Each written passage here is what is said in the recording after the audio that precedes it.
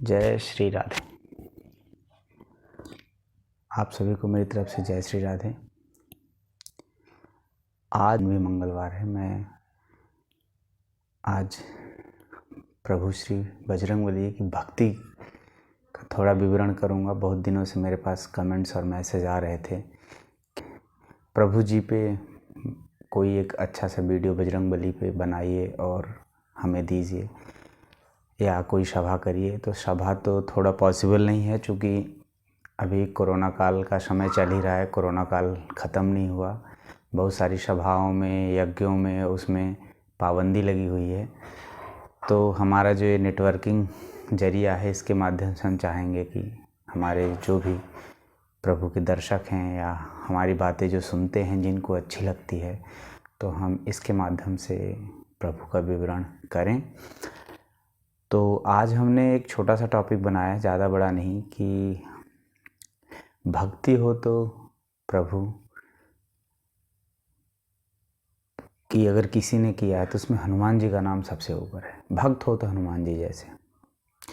उसका एक, जब राम भगवान लंका जीत के सीता माता को लक्ष्मण के साथ और अयोध्या में राज्य स्थापित किया, तो वहाँ पे विभीषण भी आए, सुग्रीव जी भी आए। मतलब जो जो बानर और जितने योद्धा वीरों ने प्रभु श्री राम की मदद की थी, सब उनके साथ अयोध्या में कुछ दिनों के लिए रहे। तो उसमें एक दिन का विचरण है कि राज्यसभा चल रही थी, सब उनके राज्य के लोग वहाँ थे, और बजरंगबली जी भी बैठे हुए थे, सुग्रीव जी थे, विभीषण जी थे, नल नील थे, जामवंत जी थे, और हजारों लाखों में बालू बंदर की सेना थी जो सभा में मौजूद थी। तो चूँकि हनुमान जी को सीता माता अपना पुत्र समझती थी, तो बजरंगबली जी अपने आसन पर बैठे हुए थे। राम जी के पैर के बगल में उनका आसन था, वही उनके लिए स्वर्ग था। तो वहीं पे बैठे थे, अपने किसी विचार में लगे हुए थे, और उसी वक्त माता सीता का आगमन होता है। तो उस दिन सीता माता को अचानक ऐसा क्या सूझा कि उन्होंने जो है, तो जितने भी उनके मतलब जो उनके सभा में थे, सबको कुछ न कुछ देते हुए वो अपने आसन की ओर प्रस्थान की। तो किसी के हिस्से में कुछ आया तो किसी के हिस्से में कुछ आया। अब उन सब का विवरण तो नहीं है, लेकिन उन्होंने जब बजरंगबली जी के पास पहुँचे तो उन्होंने अपने गले से एक मोतियों का हार निकाला और बजरंगबली जी के हाथ में रख दिया। अब चूँकि उस हार को माता खुद धारण कर रही थी, तो वो हार की कीमत का अंदाज़ा तो लगाया नहीं जा सकता। हार की कीमत भी अच्छी थी और हार भी बहुत बढ़िया था, मोतियों का हार था। माता जी ने बजरंगबली जी को दिया। तो बजरंगबली जी का वानर स्वभाव, उन्होंने उसको लिया और मोतियों को धागे से निकाला और एक एक मोती तोड़ तोड़ के और ऐसे देखे और फेंकने लगे।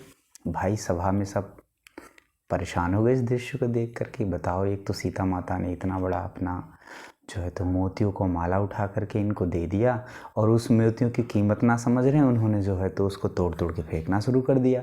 आखिर सब आश्चर्यचकित हो गए इस चीज़ को लेकर के, पर बाहर है प्रभु की माया। अब ये तो देखो, ये चीज़ें भगवान की भगवान ही जाने। अब हम भी अगर उस सभा में मौजूद होते, सब बतले इतने बड़े योद्धा थे, इतने बड़े विवेकवान लोग थे, विभीषण जी थे, सुग्रीव जी थे, जामवंत जी थे, जिन्होंने जानी कितने पुस्ते, कितने पहलवान, कितने भक्त और कितने भगवान देखे होंगे, लेकिन किसी का वहाँ मन नहीं चला। सब हैरान हो गए, लेकिन प्रभु उसमें मुस्कुराते हुए बैठे थे। सीता माता भी थोड़ा सा अचंभा हुई, लक्ष्मण जी भी अचंभे हुए, शत्रुघ्न जो भी थे सभी परेशान हो गए। माताएं बैठी थी राम जी की वहाँ चारों, वो भी थोड़ा सा अचंभित हुई। तो उसमें विभीषण जी ने एक शब्द बोला। अब ऐसा हमारे धार्मिक बुकों में लिखा हुआ है, धार्मिक पुस्तकों में है। अब ये है कि वो जो है तो उन्होंने अपने मित्र स्वरूप में बोला, चूँकि बजरंगबली और वो आपस में मित्र एक दूसरे को समझते थे, भगवान भी समझते थे, भक्त भी थे, सखा भी थे। तो उन्होंने एक मित्र रूप में ऐसा वाक्य बोला, या वाकई उनकी हंसी उड़ाई, ये तो खैर कहना ये विषय सही नहीं है। लेकिन वहाँ विभीषण जी ने एक शब्द बोला कि बानर तो आखिर बानर ही होते हैं। उन्होंने अपना रूप दिखा दिया। मोती की माला के बानर को क्या पहचान। ये सब जब बोला तो भाई भगवान राम उनके भगवान हैं, लेकिन जितना भक्त भगवान से प्यार करता है उतना ही भगवान भक्त से प्यार करता है। एक चीज़ राम जी सुने और मुस्कुराए तो विभीषण जी बोले कि सर महाराज प्रभु, अगर हमारी बात बुरी लगी हो तो माफ़ करें, लेकिन मोतियों की माला वो भी सीता माता के कंठ में जो धारण थी, इन्होंने ऐसे तोड़ना शुरू कर दिया तो हमें थोड़ा सा अजीब लगा। तो प्रभु ने बोला कि देखिए ऐसा है, उन्होंने तोड़ा है तो इसका जवाब तो वही दे सकते हैं, हम तो दे नहीं सकते। अब वो बजरंगबली या हनुमान जी जाने कि उन्होंने क्यों तोड़ा है। अब जो है तो सबकी जिद हो गई कि पूछा जाए, और उन्होंने जिद किया, पूछने की बात की उनसे, बजरंगबली से पूछा जाए भाई आपने ऐसा क्यों किया, मतलब सीता माता की आपने कदर नहीं की या क्या ऐसा किया। तो बजरंगबली बोले देखिए ऐसा है कि मेरा जीवन पूरा ही श्री राम से है, राम जी सीता माता के साथ है। क्या मेरे लिए मोती और क्या मेरे लिए पत्थर। ये मोती भी मेरे लिए तिनके के समान है, और तिनका भी अगर भगवान श्री राम का नाम है तो मेरे लिए मोती के समान है। तो ये जो माता ने इतनी अनमोल मोती दी या क्या दी, मैं तो उसमें देख रहा था कि इसमें कहीं मेरे प्रभु राम का वास है क्या। अगर प्रभु राम जी का वास इसमें है तो ये मेरे लिए तो फिर सब कुछ है, अगर नहीं है तो मेरे किस काम का। तो जब ये बात उन्होंने बोली तो सुग्रीव जी विभीषण जी बोले कि आपने जो बात बोली कि जिसमें प्रभु श्री राम का नाम नहीं है वो चीज़ हमारे लिए निरर्थक है, तो ऐसी तो बहुत सारी चीज़ें संसार में पड़ी हैं जो जिसमें प्रभु श्री राम का नाम नहीं है, तो क्या आप लिए निरर्थक है। तो प्रभु ने बोला बिल्कुल। हमारे बजरंगबली हनुमान जी ने वहाँ पे बड़े मौन शब्दों से बोला कि जिसमें प्रभु श्री राम का नहीं, राम नाम नहीं, वो मेरे लिए सब बेकार है, अनश्वर है, उस चीज़ का मेरे से कोई मोह ही नहीं है, और न मैं उसको मतलब मेरे लिए निरर्थक है, वो बेकार है। तब हो गया, ये वाद विवाद चलता रहा, तो अचानक विभीषण जी के मुंह से एक शब्द निकल गया कि आपके शरीर में भी तो प्रभु श्री राम का नाम नहीं है, तो वो क्या निरर्थक है। तो बजरंगबली जी मुस्कुराए, बोले कि किसने बोला कि मेरे शरीर में प्रभु श्री राम का नाम नहीं है, हमें तो नहीं दिखता। बोले हमारे अंग अंग में, रोम रोम में, हर जगह प्रभु और माता जानकी बसे हुए हैं। सब समाज था, सब सन्न हो गया जब इस बात को बोले। तो बोले इसका कोई आपके पास प्रमाण है। तो उन्होंने बोला बिल्कुल, कैसा प्रमाण आपको चाहिए। तो बोले आप अगर हमें दिखाएं कि आपके अंग शरीर में कहाँ पे माता जानकी और प्रभु श्री राम का वास है, अगर ऐसा है तो आप हमें दिखाएं। अब बात थोड़ा आगे आई तो प्रभु जी बोले बिल्कुल, हम जरूर इस चीज़ को दिखाएंगे कि हमारे शरीर में कहाँ माता सीता और प्रभु श्री राम का वास है। और उन्होंने फिर प्रभु श्री राम का नाम लिया, आवाहन किया और अपने कलेजे को फाड़ा, और जैसे ही कलेजा उन्होंने फाड़ा, अंदर सिंहासन पे प्रभु श्री राम और माता सीता विराजमान थे। इस जैसे ही उन्होंने सीने की छवि को अलग किया और अंदर से एक उज्ज्वलित प्रकाश जो निकला जिसमें प्रभु श्री राम और सीता माता का मुखौटा दिखा, वो मुखौटा सेम उसी तरह था जैसे माता सीता और प्रभु श्री राम सामने उनके सिंहासन पर बैठे थे। जैसे श्री विभीषण ने, सुग्रीव ने और जामन जी ने, पूरे राज्यसभा ने देखा, सबकी आंखें चौंक गईं। और विभीषण जी तो हाथ जोड़ के खड़े हो गए, पूरी सभा ही खड़ी हो गई, अरे प्रभु हमसे गलती हो गई। प्रभु जी राम, उसी वक्त भगवान श्री राम जी ने अपना आसन छोड़ा, हनुमान जी के मस्तक पे अपना हाथ रखा। तो उन्होंने अपने सीने को, जो भी उन्होंने उसको फाड़ रखा था, उसको चलित किया, और माता सीता ने ऐसे हाथ फेरते हुए उसको हाथ फेरा उस पर, और वो अपनी जगह जैसे यथावत हो गया।